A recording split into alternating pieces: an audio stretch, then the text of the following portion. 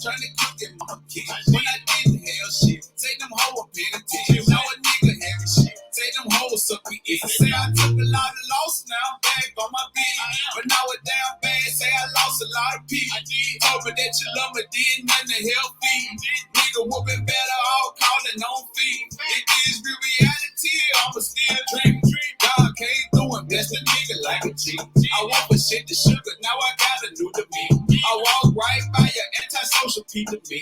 Say I need a street, tell them give me more life. If you think I'm living wrong, then you know I'm living right. Get my sleep on the day. Freeze coming out at night. Get your main bitch now. Make sure I give a pipe. What's happening? Against the rope and I got my guards. What's happening? What's happening? What's happening? What the business be like?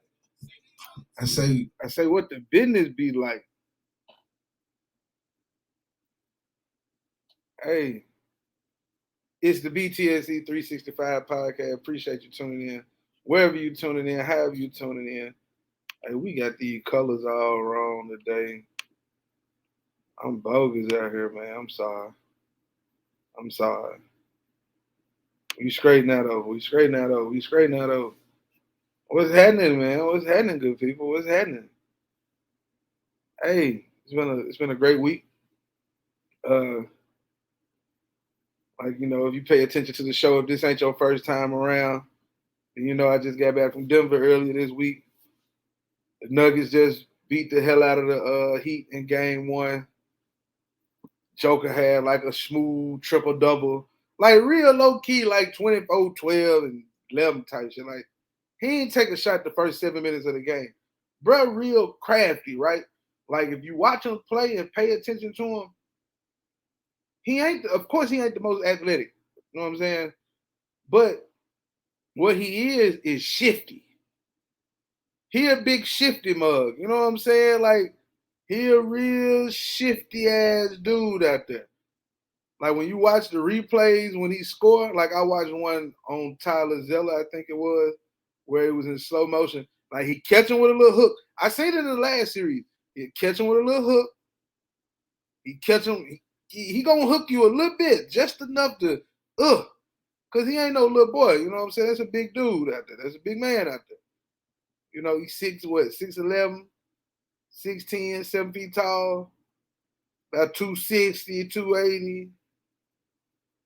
He long. You know what I'm saying? He can shoot a little bit. He can pass a bit. So when he on offense and he get you on his back, oh yeah, he gonna get you a little, you know what I'm saying? A little hook real quick.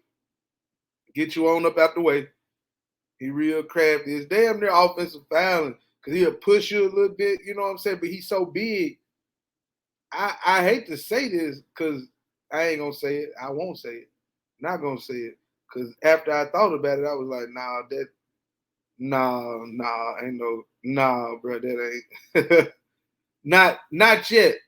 I ain't seen it yet. Maybe if he get a ring right here, if they can pull this off, then I'd say what it looked like out there. But he really dominating and it's coming easy. He said it after the game. He just let the game come to him. So I can respect it. So the city itself might not be overly exuberant with joy and all that, like I said on the last show, but the fans who show up, they into it, and that's all. I guess at the end of the day, that's all that matters. But city boat.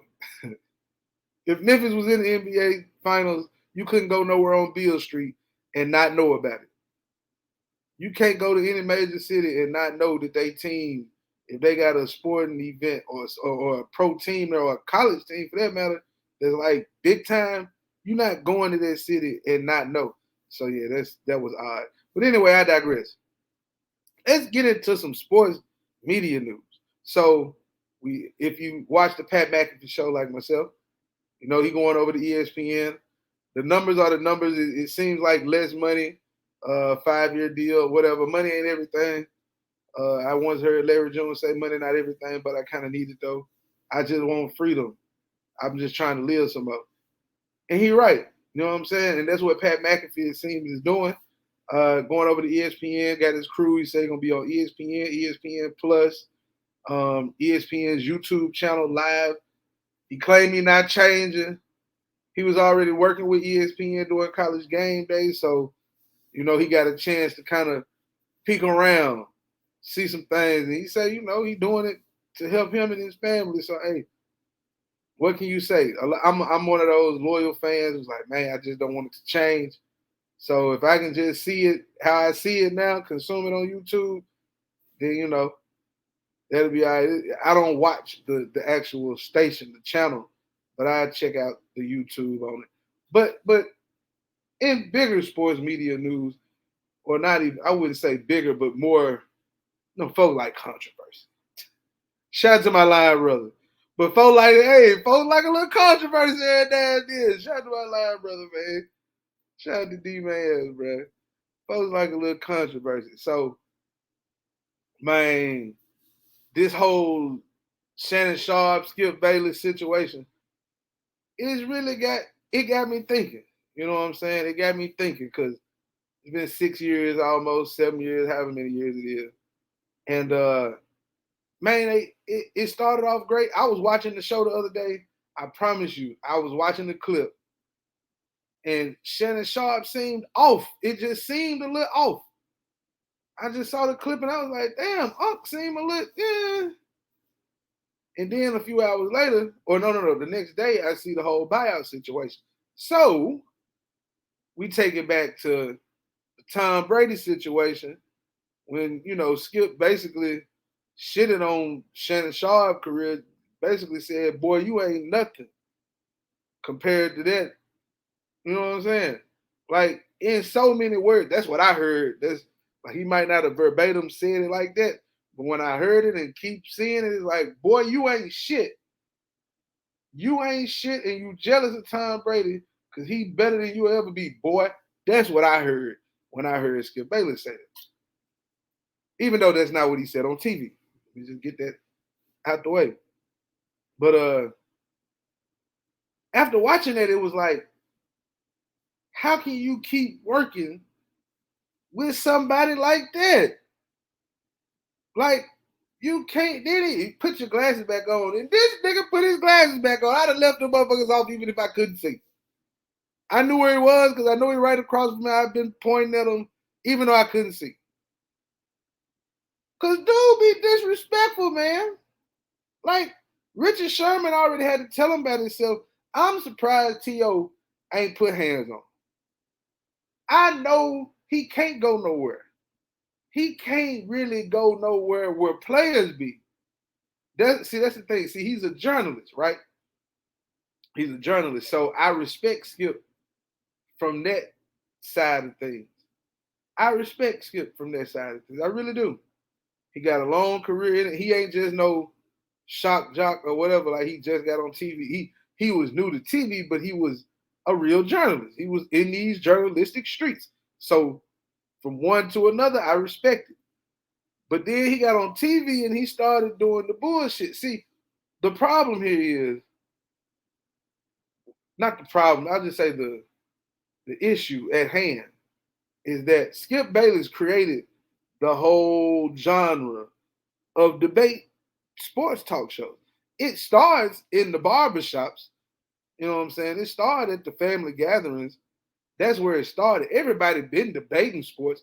He's just the one who happened to get it on TV and going back and forth with different people all the time. Shout out to the Two Live Stews. I forgot the other guy's name. Page. I forget Woody Page. Stephen A.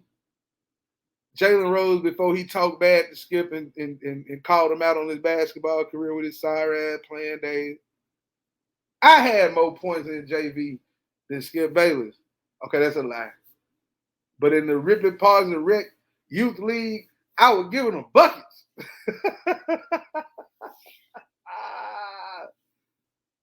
Big boy was out there balling. But now, real talk.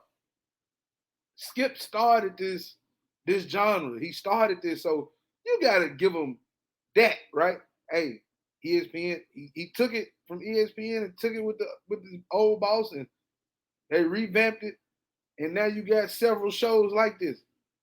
Respect, hats off, salute, whatever you want to call it. But okay, just because you the first person to make something or create it, you get your credit for creating it, but that don't mean that's where it stopped. That don't mean now you done created something. Now you know what I'm saying? Everybody else get a little juice here, a little flavor there, do a little mix with their own little, you know what I'm saying? The first, whatever you look like, your cell phone today ain't what it was 40 years ago. You know what I'm saying? Just because it was the first don't mean it was the best. It just means it was the first. His way of doing shit ain't the best as far as style and all that. And he ain't got no juice. He ain't got no flavor. Without Shannon Sharpe up there, he need a black man. Let me say, but he need a brother. He needs somebody up there that he can go back and forth with that a lot of different households were like. Don't nobody want to see Skip Bayless up there talking to himself because he ain't entertaining. Look at his podcast numbers and look at Club Shay Shay podcast numbers. Now, Club Shay Shay, he ain't on there talking by himself. He interviewing people. Like it's gone beyond sports for Shannon. His star has risen over the last 6 years. Despite Kwame Brown shitting on him a week ago, which he deserved to be shitted on at that time. I even talked about it like, hey, you poking the bear. Like, don't bring him up on your show, and now you see what happened. So then his house got robbed and shit. But that's neither here nor there. I'm gonna get to that in a second. But Shannon starting Riz, and he interviewing all types of athletes. Steve Harvey was on this show. Like he's interviewing actresses and actors. Is bigger than Undisputed. He's gotten bigger than the show. Now Skip wouldn't say that. So I'm sure now it's gonna be, Sam Acho or somebody they put on there. I saw Jason Whitlock say something about Jay Williams. Jay Williams ain't leaving ESPN. He not leaving ESPN. He not going to Cali. So it'll probably be Acho, somebody that's already out there. Another black guy, another former football player, well-spoken, well-dressed.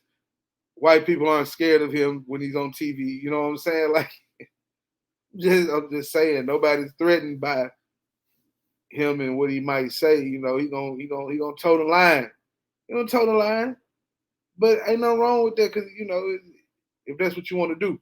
I know a lot of talk about Shannon, going to ESPN and being on First Take. Stephen A. already came out and said he cool with it.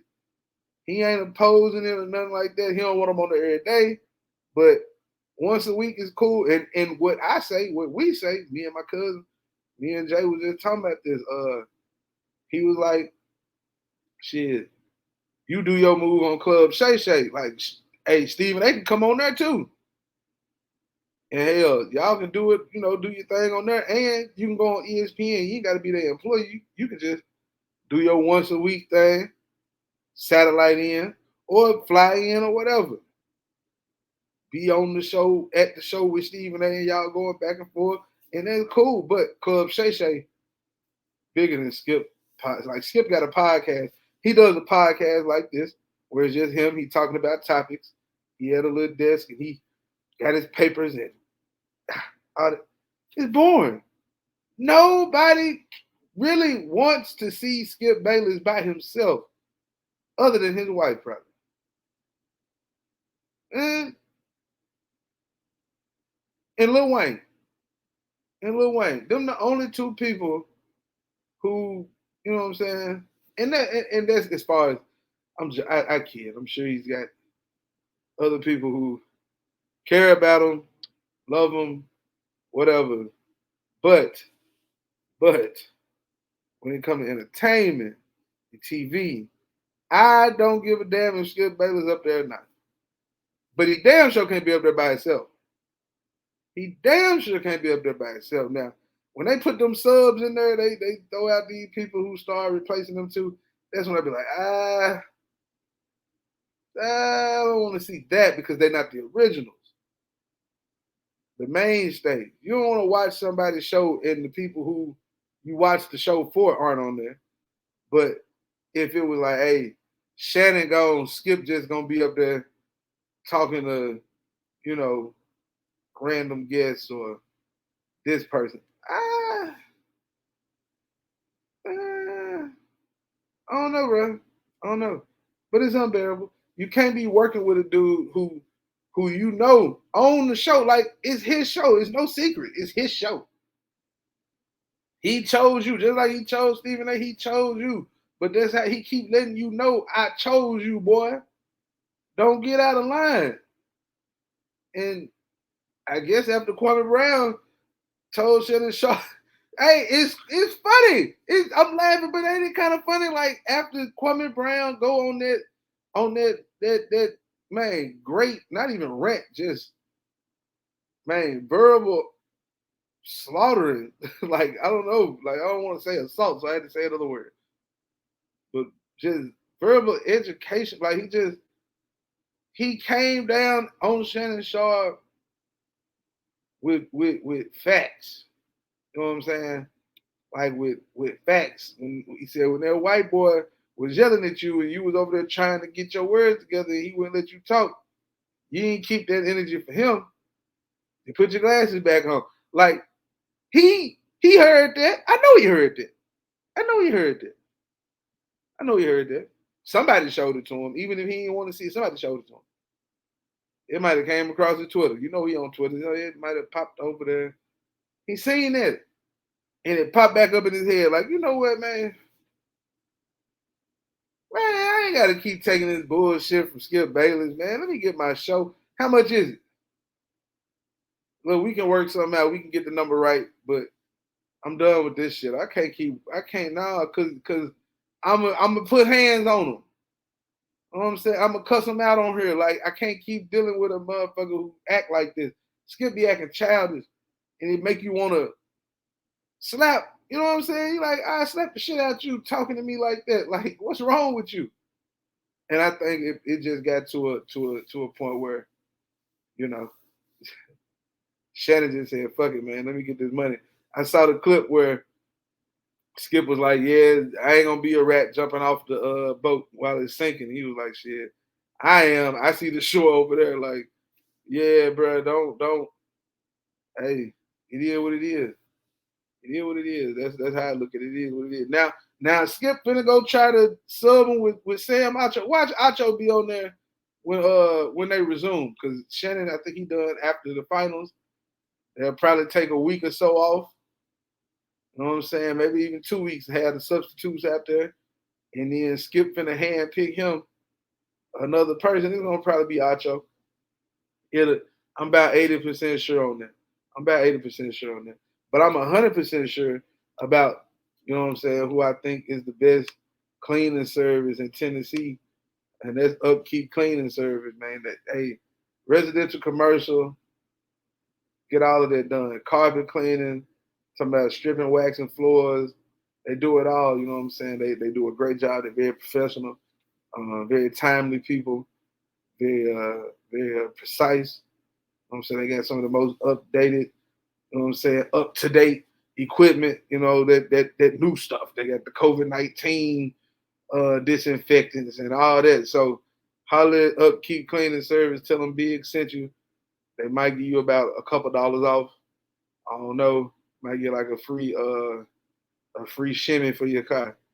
It's Upkeep Cleaning Service. 901-701-7226. That's 901-701-7226. What else was I gonna talk about, man? The DJ Envy Rick Ross situation. It seems to have boiled over to the friends and associates and family members. You know, Gunplay called, what's his name, Envy, and, you know, basically said, how would you feel if I slapped the shit out of you? I was like, huh? Like, where did, bruh? But then he explained, you know, the whole situation. And it got out of hand. I think Envy, he got real butt hurt about that. DJ Envious. And that was hilarious, bro. Rick Ross is funny as hell. Like, Envy gotta understand, Ross been having to deal with trolls since, you know, him and 50 Cent situation. And that's another thing too, right? Like, Envy and 50 real, you know what I'm saying? They cool. They friends. They friendly, whatever, you know what I'm saying? They both from Queens and all that, you know what I'm saying? Like I know 50 from Jamaica, Queens, and Envy always talking about he from Queens, woo woo woo. So, you know, them New York niggas, they on that, you know, they stick together. And Ross from the South, you know what I'm saying? He from Dade County, from Carroll City. You know, your old country boy from the South, you know, Mississippi roots, Georgia roots. So yeah, you know how they go. I ain't even gotta explain that, but yeah. I saw Envy Car Show was nice in Memphis. Ross Car Show, you know what I'm saying? They both everybody can have a car show. I think I said this on the last one of my last shows. Like them folk gonna have a show together in the fall. Watch. September, Labor Day weekend, DJ Envy and Rick Ross gonna have a car show. Don't know where yet, but they gonna have a car show. It'll be in the South somewhere. It'll be in the South. It'll be in the South. That's all I got for y'all, bro.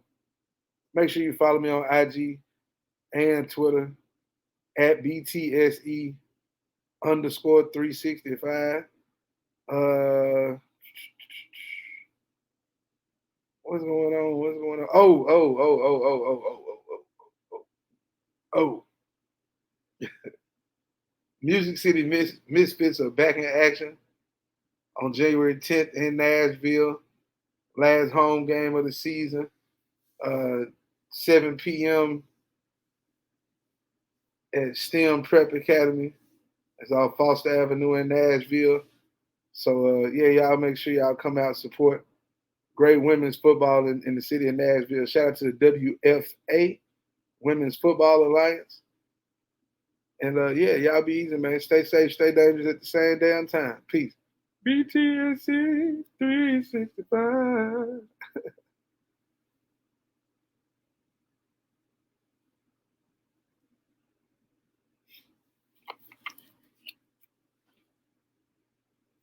Black mama go for 6.